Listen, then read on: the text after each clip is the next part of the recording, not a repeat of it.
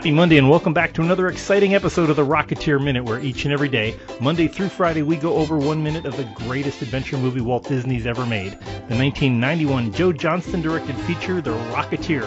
I'm one of your hosts, Jim O'Kane of TVDads.com. And I'm Hal Bryant, an airplane nerd from the Experimental Aircraft Association here in Oshkosh, Wisconsin. Now, Jim, we have a guest tonight that I can't believe. I'm amazed that this fine gentleman has found the time to come spend some time with us here, talking about minute 71. There's a lot of things that we could tell you about this guy. The shortest thing to do would be to go through IMDb and list everything that he hasn't been in, because this has got to be he's got to be the hardest working actor I've ever come across, and he's been in some things that are some of my very favorites. So there'll be some gushing in this episode. So gush alert. But there's really. Forgive me, because I'm going to make a complete fool of myself. There's only one way to introduce this guest, and that's to do this and say, it's Rick Overton. Hi. So, Rick, thanks for having welcome. me on. I appreciate it very much. Thank you for the invite. And I think the movie deserves all the credit you're giving it, because it's an unsung masterpiece, I think, in so many ways. It really is. It's such a great popcorn film. I mean, you can recommend this to anybody. It is a guaranteed good time watching it. I mean, there's so much, and you're right in one of the best minutes. This is the most mayhem-filled minute of any part of this movie.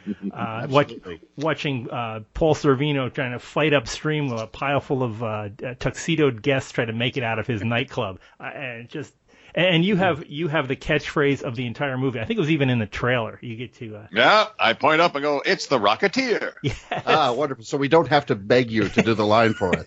No. And now my intro makes sense. Thank you. Yeah. Rick, we used to joke when we were starting this, before we really even had dreams of maybe getting in touch with you, getting you on, about how cool would it be if we could get a recording of you saying, "It's the Rocketeer Minute podcast." Now you got it. Yeah, that'd be a promo for us. So. Yeah, you're all set. You're all set. Wow. Sweet. So we have to go back to the beginning. How did you wind up watching an orchestra getting eaten by a giant scallop? I was wondering. I still maintain Joe, it's an oyster. I met Joe doing Willow with Kevin Pollak when he worked on the special effects team for Willow at ILM in San Rafael, when their facility was there.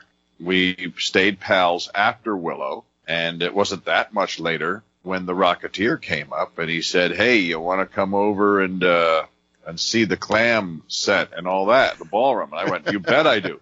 He goes, "In fact, you want to be in the film?" I went, "Heck yeah, I do." And so there I was, and I got the line, "The Rocketeer." Wow, it was perfect, and a tuxedo to boot. You look great. You look dressed to the nines. Yeah, thanks. Gosh, and your own one shot right there by itself. I mean, it's 2 seconds of glory. It's and then I got to watch them with this live exhaust firing set, firing like blue flame out the back for the stuntman on wires, really firing flame. Right out the back, right by his ass. It's really shooting out.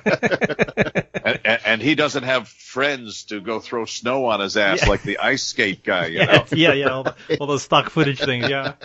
Yeah, right. The guy flopping on the ice. But the stuntman was a picture of grace in the wires. Oh, boy. Wow. You know, it really is so fluid. The wire guys were geniuses at making, because could you picture that being the wobbly, crappy version of it, yeah, you know? Easily. Yeah. Stopping and starting, and he's swinging and wobbling all over the place, like the Ed Wood version of it, you know? Yeah. And it's incredible, because when Cliff the Rocketeer is on the sort of the serving cart and he's jetting around, there's a couple of shots where you can... ice snail goes off, he goes Yes, on. exactly, yeah. Right. There's a couple of shots where, okay, if you look really, really closely, you can see the wire there, but when he's in the air, I have never spotted the wire. I can't see the wire at all. It's immaculate. Yeah, no, it's beautiful.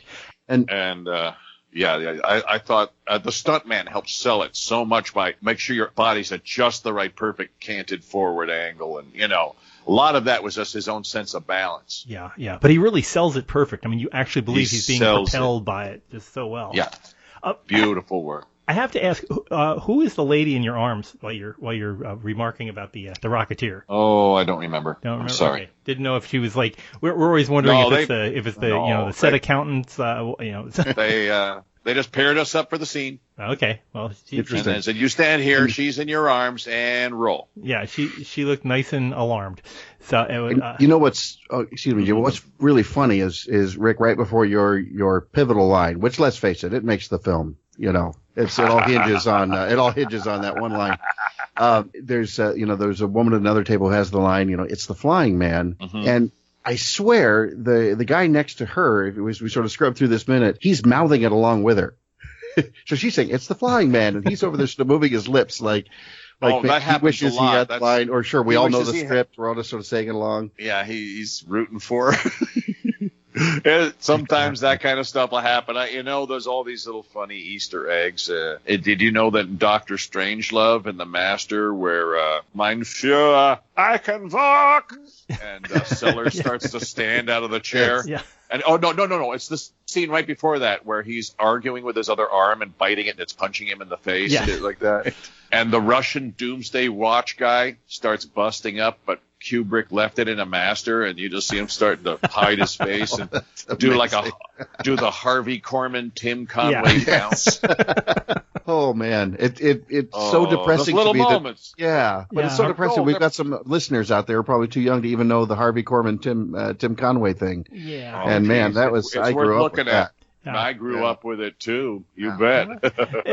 This looked like a fun set to be on. And from what I understand, it was only there for like a day or two. They shot it all in pretty much like 48 hours. They got everything. Yeah, long days, but yes, very long days. But he got it all. Wow. Every little piece of that business to get on out of there and move on. No, it's fantastic. It's just fantastic looking. I mean, it's just.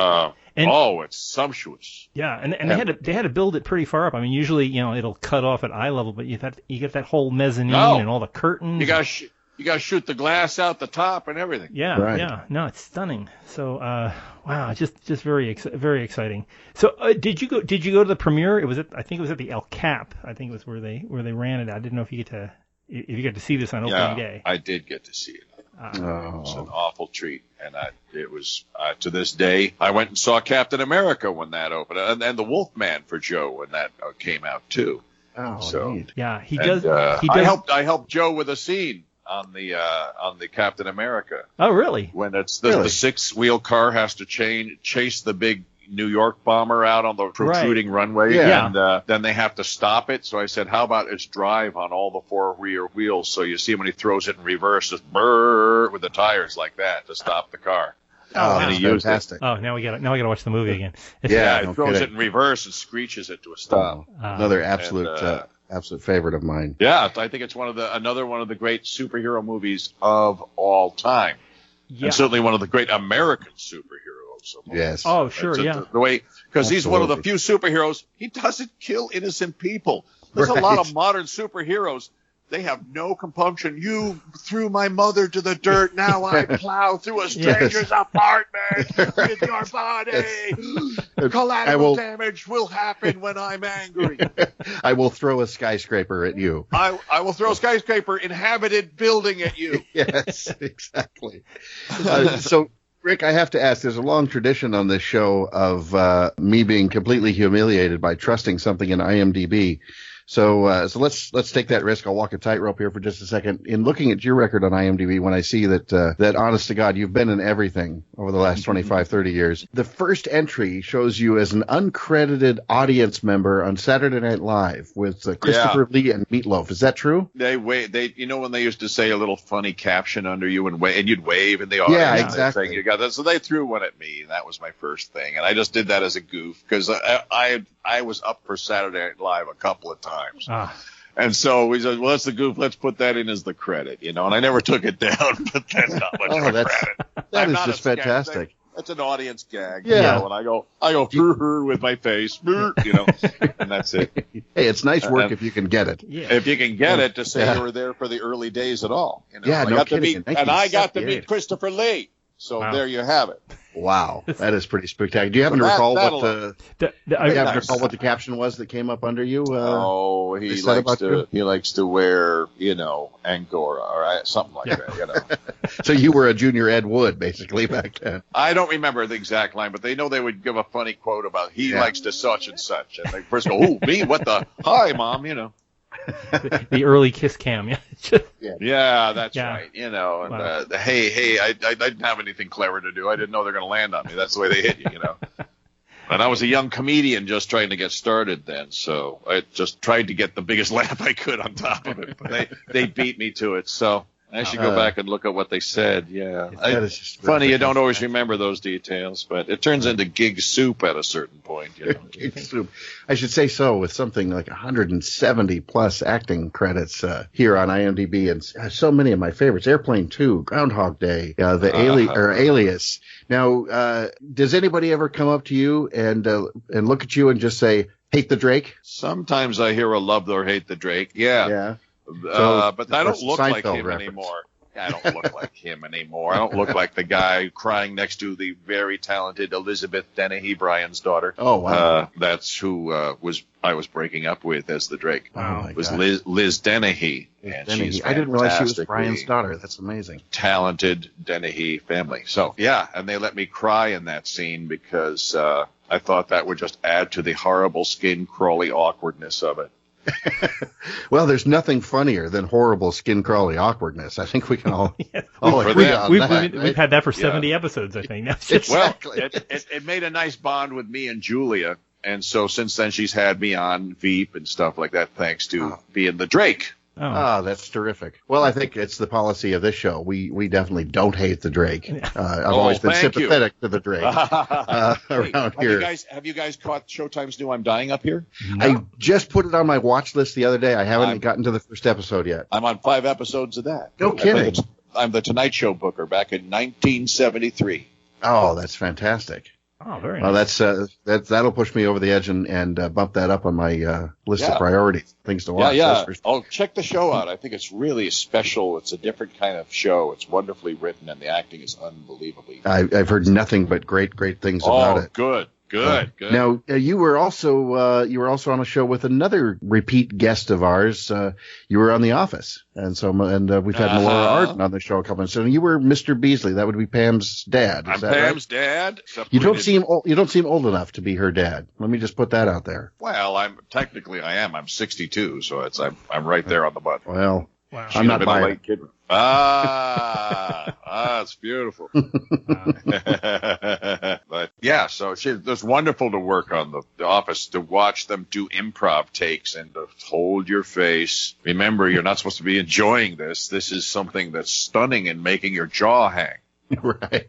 And how inappropriate, because new comedy that way is like you don't tag on you say something and then boom, I top you, and it's someone says something horrible and then cut to just faces with what, and then more what, and then commercial. Just it's a different timing, different world from you bet. Yeah, it sure is. Yeah, sort of the Fred Willardism of it, Yeah, saying something stunningly out of place. 100% wrong and no apology, and you think you're clever and you're right. That's his black belt Jedi genius character work he does. That is the mockumentary king of the form. All bow with respect to Fred Willard on it because he owns the form. Yeah. Oh, no kidding. Imagine what Chris Guest would be trying to do without him. Well, he sure has helped along the way, hasn't he? For sure, yeah. Just let him roll, man. You just let it roll with him. Yeah. Let him go. I'll never forget. This is perhaps a tad more, not really, a tad more blue than we normally work here on the Rocketeer Minute, but in A Mighty Wind, Fred Willard is laying out this idea for the whole stage show, and then he's talking about having sort of the female singers up front, and then they all get doused in water, and then he gets this schoolboy look on his face, and he's whispering in the ear of the other guy about what's going to happen when the women's shirts get wet, and we don't even hear a line. We just see the glint in his eye and then dialogue behind his hand, and you know exactly what he's up to, and you hate the guy, but you cannot stop laughing at that. Yeah, Guffman, he goes, can I grabs the stool, you want me to strike that? I've been in theater for years, I know all the terms. I can strike this. You want me to strike this? So hip. He's so the genius of being a perfect idiot. Yes. Yeah. Stan Laurel was a genius at being the perfect idiot. Right. He was a genius at it. Unashamedly, unashamed of being an idiot. It's like, sure, I'm complete. Tommy Smothers. Yes. Tommy Smothers is a perfect genius idiot. Genius at it. Wow. He's It takes so much great work to make that work right. I've got to ask, has anyone ever recognized you from the Rocketeer? Has anyone ever come up and said, "Oh, it's the Has anybody ever said that line to you? Or I mean, besides us, your two biggest fans, yes. Right? So, well, besides you two friends of mine, it was other friends who also saw it and then said it to me when they were driving across the street or whatever.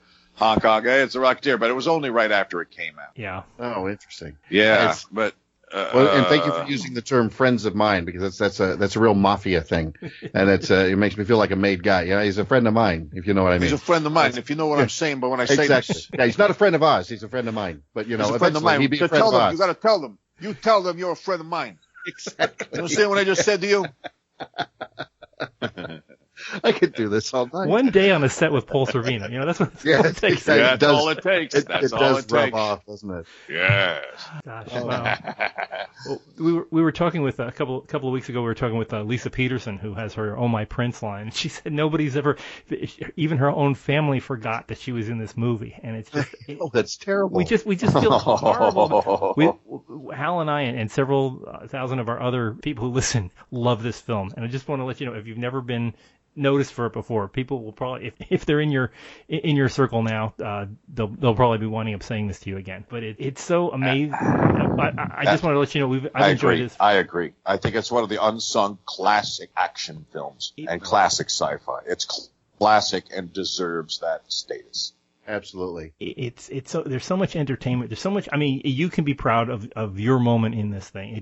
I'm so grateful to be there and got to see it all working and everything. Because I'm a big sci-fi, special effects nerd. Right. Well, I was reading a little bit that you're into model building. Can you talk about that a little bit? What sort of things that you do or have done? I was designing steampunk models because I got to meet Harper Goff, the designer of the Nautilus for 20,000 Leagues. Oh, my goodness. My buddy Tom Sherman, who is the other leading authority at the time for the Nautilus, that model of the Nautilus, knew Harper Goff and introduced me to him. I met him through my model building. So he introduced me to Goff, and Goff turned my head around about how I build the models and improve on the designs and stuff, explained why you design a thing a certain way.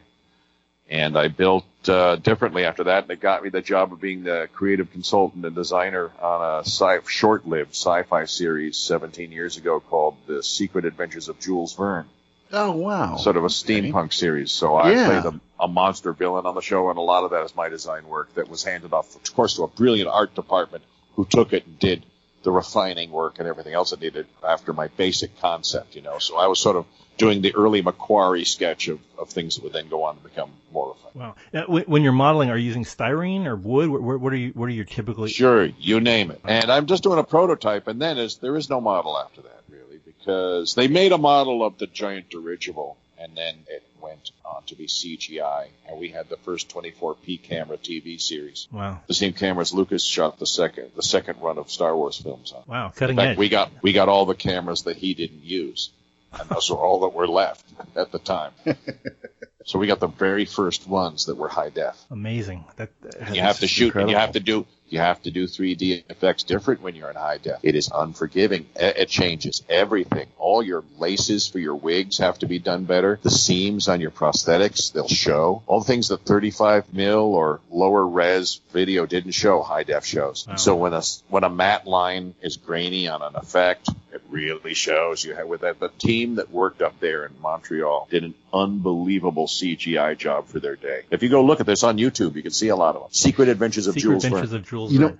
I remember when that came out, and I certainly watched them at the time, or at least as they aired, but I hadn't thought about it in years. I wonder, has there been an official release? Is it out there, or do we sort of hunt it down on YouTube, like you said? They're all on YouTube in segments. But, I'd much rather buy a Blu-ray set and make sure you get 28 cents for it. But I know, I don't think I'll watch it on YouTube. I'll watch it on YouTube and send you $1. How's that? Just send me a note. Yeah. I'd trade that $1 for your notes on what you thought. Oh, that's wild. For the model work, the CGI terrific. And all that stuff. I'm serious. I could step through your IMDb record here, and I feel like I'm being rude because I'm not stopping to thank you for everything you've worked on. Airplane 2, Alias, The Office, so many things I've enjoyed so much over the years. The Jules Verne thing we're just talking about, and again, as the resident gusher on the show, I should apologize. Did you see Groundhog Day? Oh, yes. I loved Groundhog Day. It was the first thing I wrote down when I saw this. Oh my gosh. Yeah. I'm there with Ricky Dukeman, and they were driving in the car, and I'm drunk, and I have to throw up, and I want flapjacks.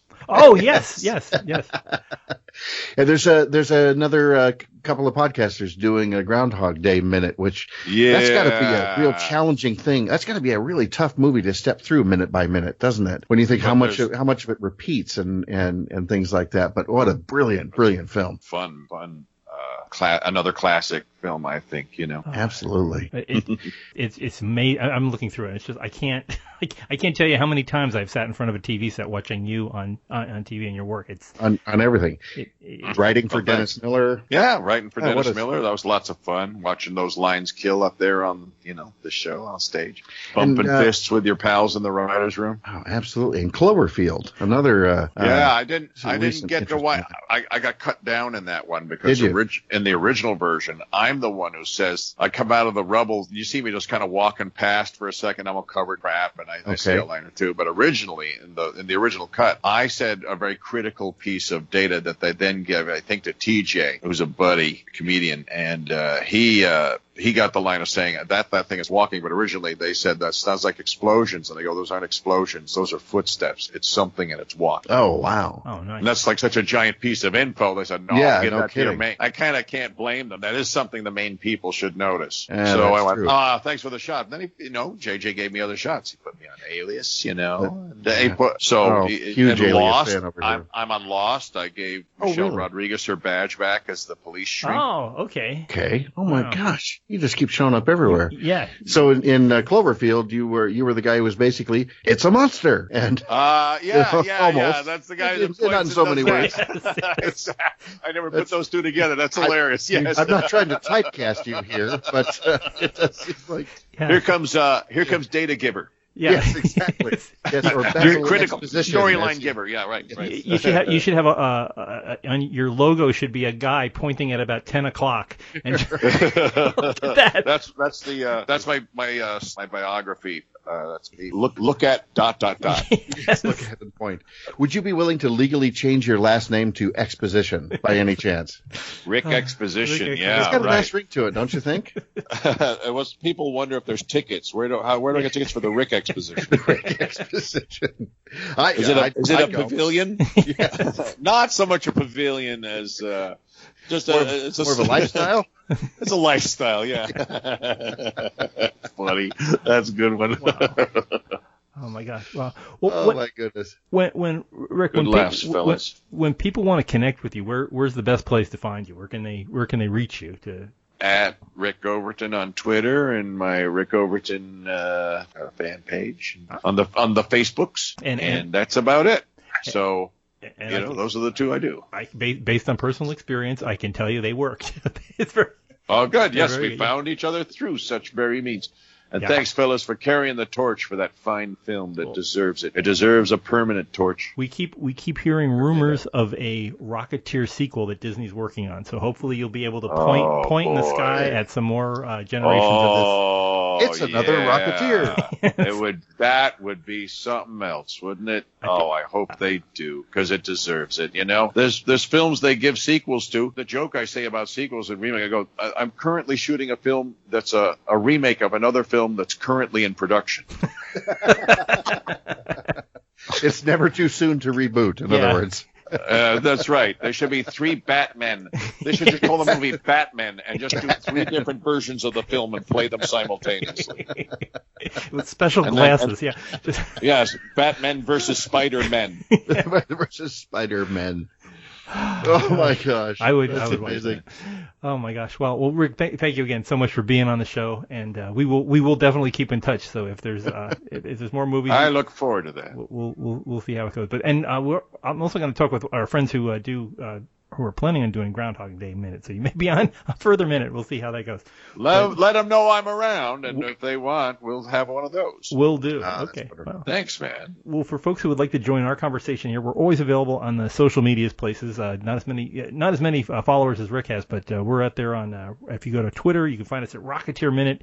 Over on Facebook, Facebook.com/Rocketeer Minute. The great big website, RocketeerMinute.com, where you can catch up on past episodes, find our future episodes. And if you go to iTunes or Google play, just type in up in the top search bar, type in Rocketeer Minute and click subscribe when our name shows up, and you can get us hot and fresh every morning, Monday through Friday. But join us here as we watch the further. Gosh, they're really tearing apart that poor old South Seas Club. But we'll have to say farewell to the clam pretty soon. But join us here tomorrow on the Rocketeer Minute. So until next time, over and out.